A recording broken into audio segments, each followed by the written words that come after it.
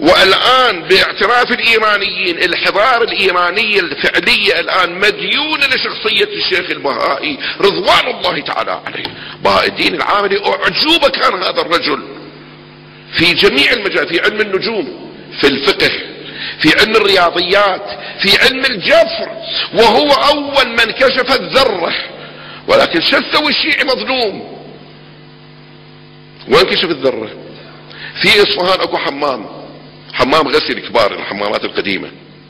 هذا الحمام اسمه حمام شاه. هذا الحمام من الآثار الصفوية. كان بالحمام 24 ساعة ما يدافي، ما يساخن، عجيب.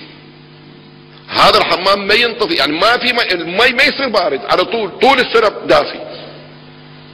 اجوا البريطانيين ايام شاه ايران، هذول الخونة اجوا حفروا، وصلوا الى شمعة، شافوا الشمعة تحت مخزن الماء مشتعلة على اليورانيوم.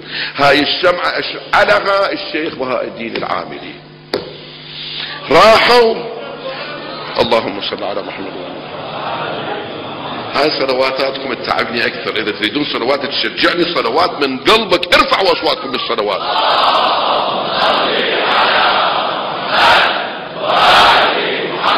البريطانيون اطفأوا تلك الشمعة، ومن هذاك اليوم الحمام صار مية بارد. وانا ادركت ايام الذي كانت الشمعة مشتعلة 40 سنة قبل، طفوها.